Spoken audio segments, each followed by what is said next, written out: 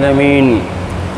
والصلاة والسلام على أشرف الأنبياء والمرسلين وخاتم النبيين أما بعد فأعوذ بالله من الشيطان الرجيم بسم الله الرحمن الرحيم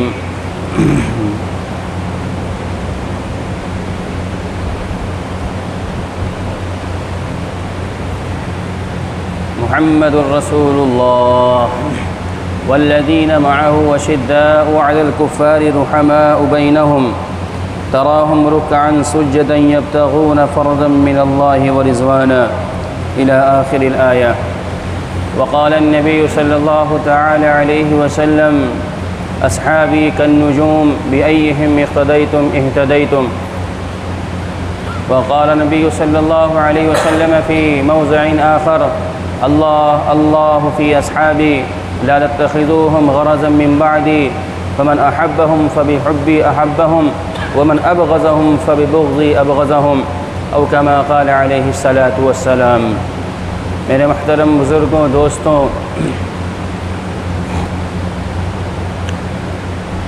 دین اسلام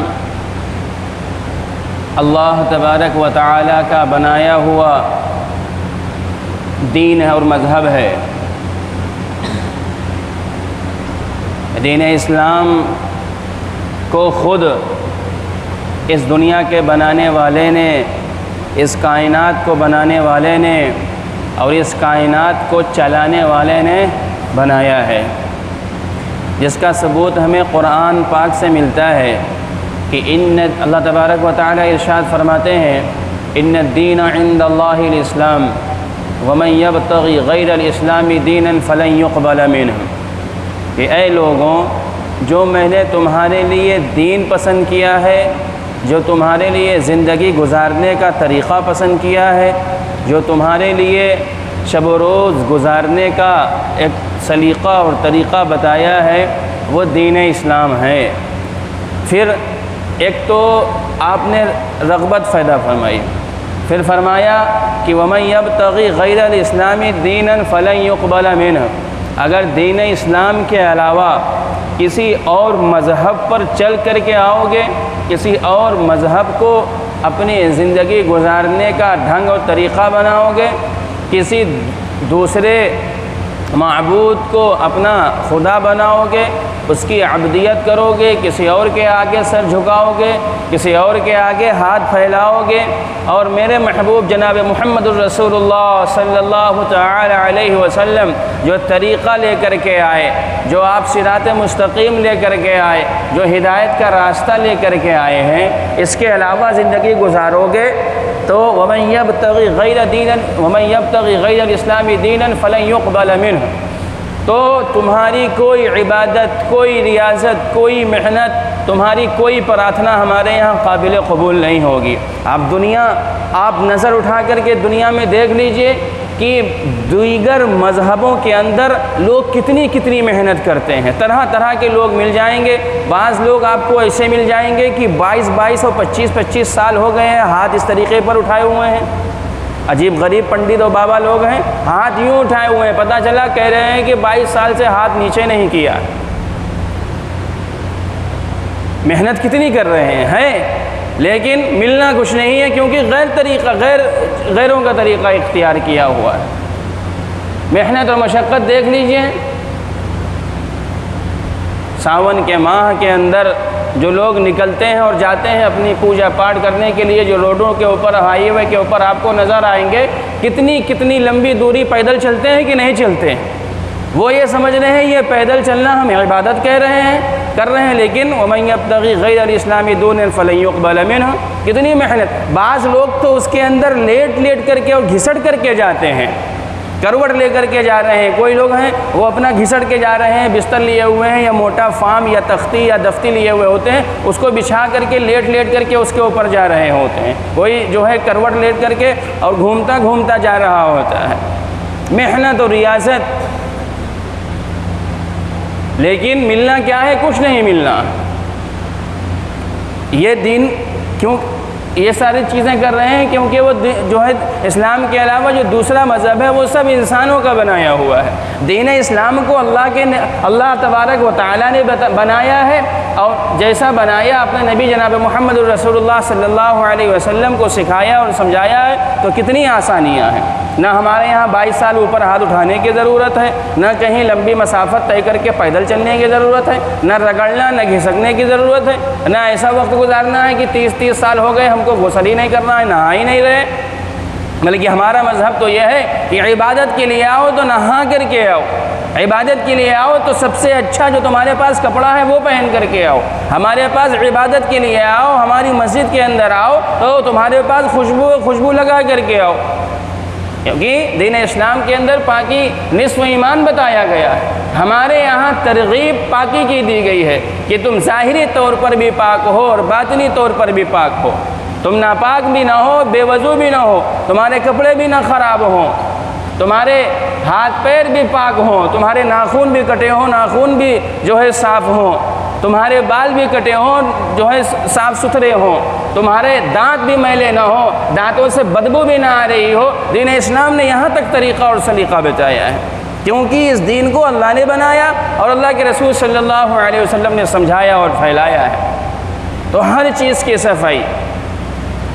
یہ ساری چیزیں آدمی جب سوچے کہ یہ دین اسلام ہے، جہاں استنجا کرنا اور بیت الخلاء کا طریقہ بھی بتایا، دانت صاف کرنے اور آنکھ صاف کرنے، ہاتھ پیر صاف کر کے عبادت کرنے کا طریقہ بتایا، وہیں دوسرے مذہب کے اندر کیا ہے کہ وہاں گندے رہنوں کی عبادت سمجھا جاتا ہے،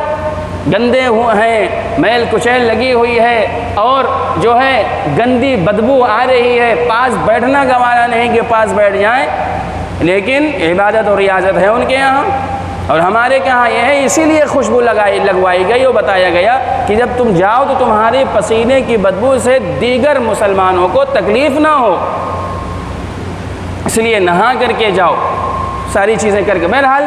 تو دین اسلام جو اللہ کے نبی علیہ السلام کو اللہ تبارک و تعالیٰ نے دے کر کے بھیجا، دین کو اور دین اسلام کو اور قرآن کو اللہ کے نبی علیہ السلام کے سینہ اقدس کے سینہ اطہر کے اوپر اتارا گیا۔ آپ علیہ السلام کے سینہ اطہر کے اوپر 23 سال میں، یعنی یہ دین اسلام دھیرے دھیرے کر کے قرآن پاک جو دین اسلام کا ترجمان ہے، جو اللہ تبارک و تعالیٰ کا کلام ہے، جس کے اندر شریعت کی تمام چیزوں کو بیان کیا گیا،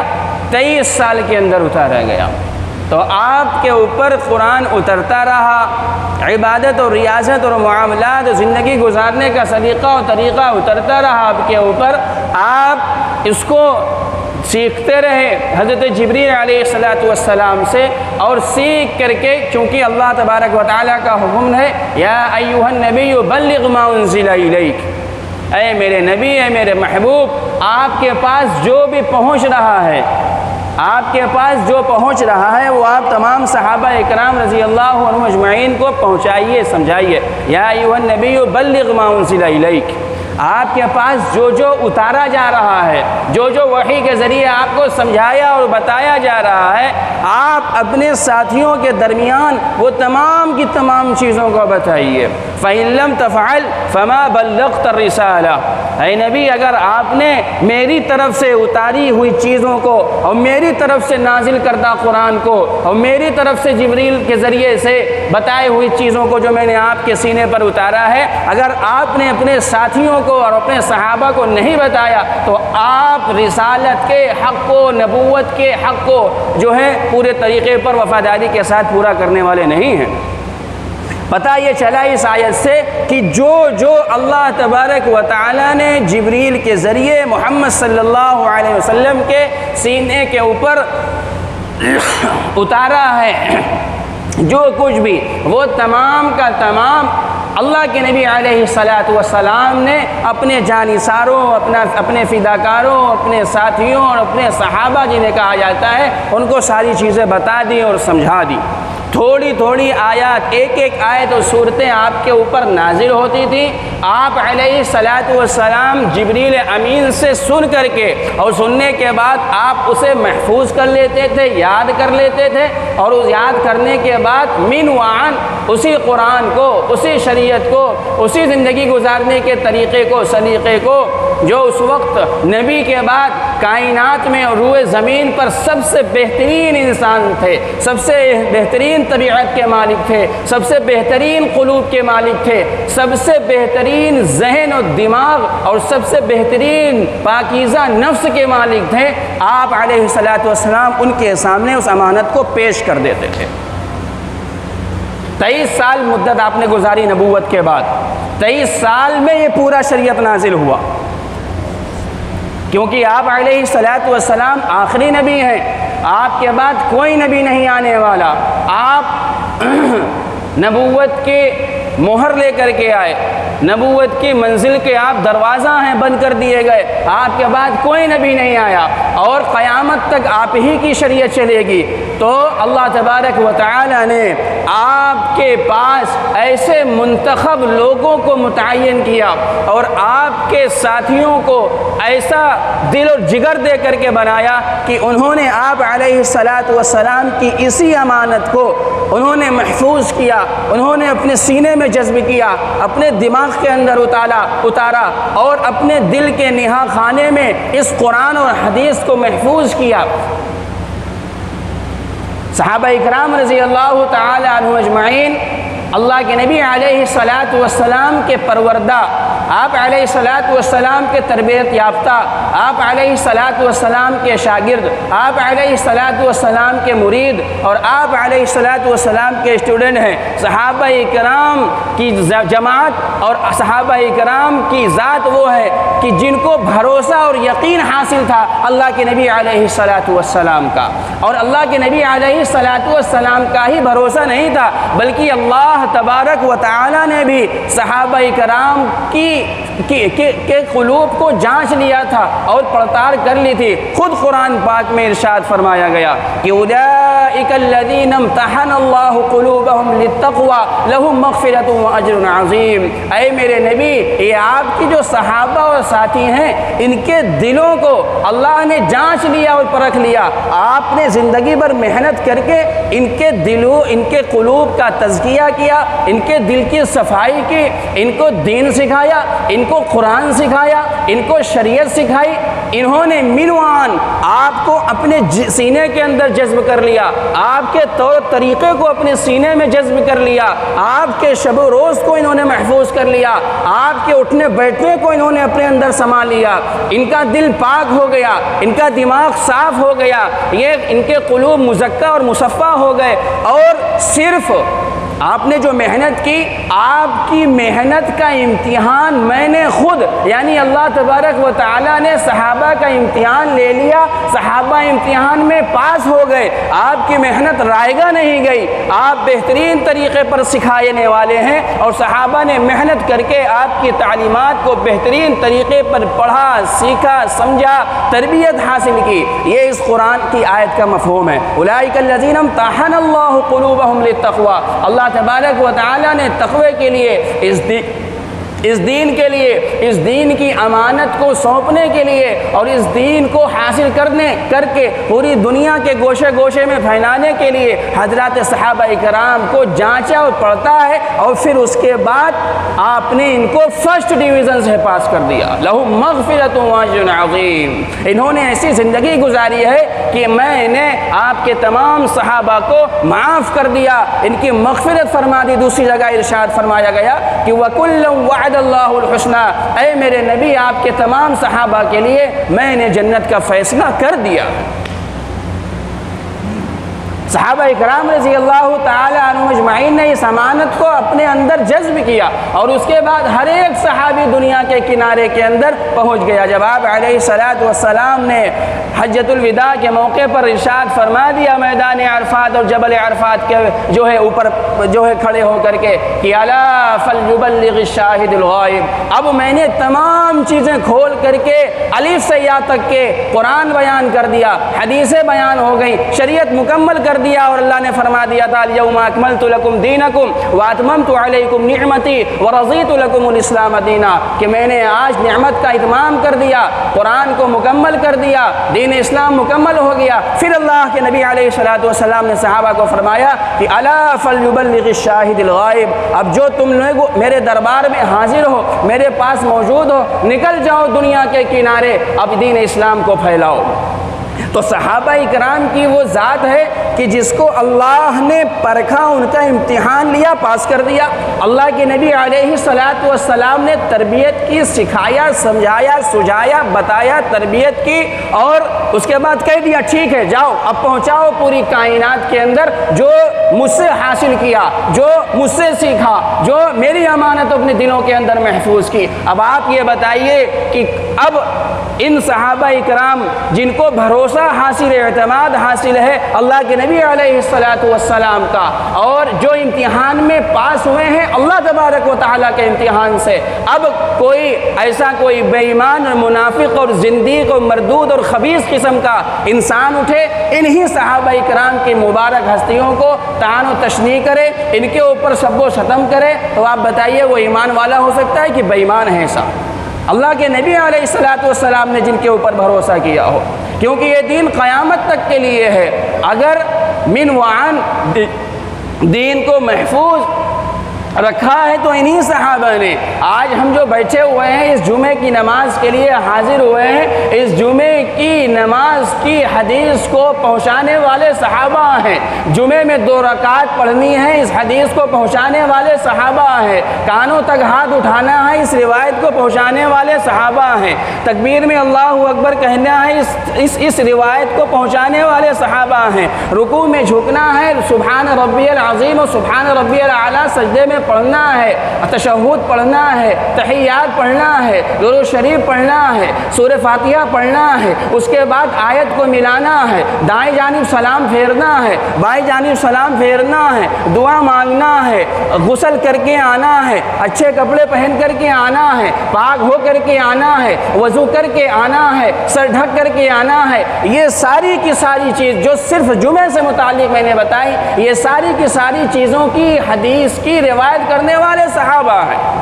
اگر آپ صحابہ کی ذات کو متہم کر دیں گے، اس 30 پارے کے قرآن کو الف لام میم سے لے کر کے عما یتساءلون تک سے لے کر کے الحمدللہ الف لام میم سے لے کر کے والناس تک کے پورے قرآن کو جیسے جبریل لے کر کے آئے آپ صلی اللہ علیہ وسلم کو، ایسے ہی پورے قرآن کو پوری دنیا میں پہنچانے والے صحابہ ہیں۔ آپ علیہ الصلوۃ والسلام کی تمام احادیث کو، روایات کو، عبادات کو، روزے کے متعلق ہو، نماز کے متعلق ہو، حج کے متعلق ہو، زکوٰۃ کے متعلق ہو، چاہے وہ نفلی صدقہ اور نفلی روزے کے رکھنے کے متعلق ہو، غرضے کی احادیث کا پورا ذخیرہ قرآن پاک کے پاروں کے پارے پورے، یعنی دین اسلام کے محفوظ کرنے والے حضرات صحابہ ہیں۔ پورے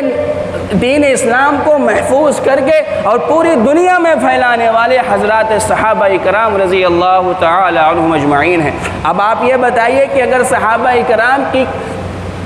ذات کو مجروح کر دیا جائے، کسی ایک صحابی کو برا بھلا کہا جائے، تو ایک صحابی سے جو سینکڑوں حدیث روایت ہیں،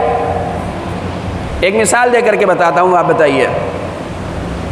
اگر میری ذات سماج میں اور زمانے میں مشکوک ہو جائے کہ مولانا صاحب جھوٹ بولتے ہیں، معاذ اللہ بد کردار ہیں، باغی ہیں، شراب پینے والے ہیں، غلط راستے پر چلنے والے ہیں، یہ چیزیں اگر مشہور ہو گئی تو آپ یہ بتائیے جو میں بات کہوں گا لوگ اس کے اوپر یقین کریں گے کہ نہیں یقین کریں گے؟ ظاہر سی بات ہے کہ جب ایک مرتبہ میں مشکوک اور مجروح ہو گیا اور پھر سماج میں لوگ میری بات نہیں مانیں گے۔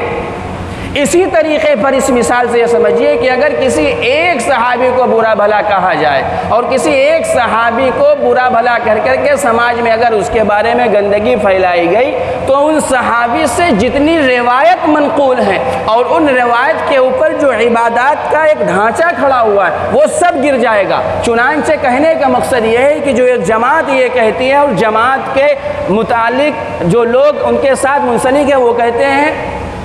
بھائی ایک جماعت ہے جو رافضی کی ہیں، جو اپنے آپ کو شیعہ کہتے ہیں، وہ کیا کہتے ہیں کہ صرف 5 صحابہ اللہ کے نبی علیہ الصلوۃ والسلام کے بعد ایمان کے اوپر باقی رہ گئے تھے،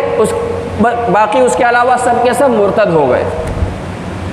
صرف 5 صحابی ایمان والے تھے، باقی سب کے سب مرتد ہو گئے تھے۔ تو آپ یہ بتائیے، قرآن پہنچانے والا وہی صحابہ، حدیث کو پہنچانے والے وہی صحابہ، تو دین اسلام اچھا وہ مرتد ہو گئے تھے، تو جب مرتد ہو گئے تو جھوٹ بولا ہوگا، جب جھوٹ بولا ہوگا تو قرآن سچ ہے کہ نہیں سچ ہے، مشکوک ہو گیا ذہن میں، ڈاؤٹ ہو گیا نا، ڈاؤٹ فل بات ہے، حدیث صحیح ہے کہ نہیں صحیح۔ جب صحابہ مرتدی ہو گئے تھے تو بخاری و مسلم و ترمذی اور ابو داؤد اور نسائی اور ابن ماجہ اور موطا امام محمد، موطا امام مالک اور دیگر جو احادیث کی کتابیں ہیں، اس میں جو جو روایات ہیں وہ سب ڈھیر ہو گئی کہ نہیں ڈھیر ہو گئی۔ اسی لیے صحابہ اکرام کی ذات کے بارے میں یہ ہمیں عقیدہ رکھنا ہے کہ تمام کے تمام صحابہ اللہ کے جو ہے امتحان لے کر کے پاس کیے ہوئے ہیں، اللہ نے انہیں پاس کیا ہے، اللہ نے ان کے لیے مغفرت کا اعلان کیا ہے، اللہ نے ان کے لیے جنت کا اعلان کیا ہے۔ اور ان تمام صحابہ میں یاد رکھیے اور غور سے یاد رکھیے، ان تمام صحابہ میں اللہ کے نبی علیہ الصلوۃ والسلام کے سالے ام المؤمنین حضرت ام حبیبہ رضی اللہ عنہا، جو آپ علیہ الصلوۃ والسلام کی بیوی ہیں، جو ام المؤمنین ہیں، جو ایمان والوں کی ماں ہیں، ان کے بھائی حضرت امیر معاویہ رضی اللہ تعالیٰ عنہ بھی وہ ذلیل القدر صحابی ہیں۔ جو وعدہ تمام صحابہ کے لیے ہے وہ انہی صحابی کے لیے ہے۔ کوئی ان کے بارے میں اپنا نظریہ مختلف نہ رکھے، کوئی ان کے تئیں اپنے دل کے اندر بدعقیدی نہ پیدا کرے۔ لوگ آپ کو بہلائیں گے اور پھسلائیں گے کہ نہیں ہم صحابہ کو برا بھلا نہیں کہتے، لیکن امیر معاویہ نے یہ کیا تھا، ٹھیک ہے جو بھی کیا تھا، یہ ہمارا بھی عقیدہ ہے، اہل سنت کا بھی عقیدہ ہے، علماء دیوبند کا بھی عقیدہ ہے کہ حضرت علی رضی اللہ تعالی عنہ کے مقابلے میں حضرت امیر معاویہ رضی اللہ تعالی عنہ اجتہادی خطا کے اوپر تھے، یعنی حضرت علی رضی اللہ تعالیٰ عنہ حق کے اوپر تھے، حضرت امیر معاویہ حق کے اوپر نہیں تھے، لیکن اس کے باوجود صحابی رسول ہیں، اس کے باوجود کاتب وحی ہیں، اس کے باوجود آپ علیہ الصلوۃ والسلام کے صحابی ہیں، اس کے باوجود ایک بڑے صحابی حضرت ابو سفیان رضی اللہ تعالیٰ عنہ کے بیٹے ہیں۔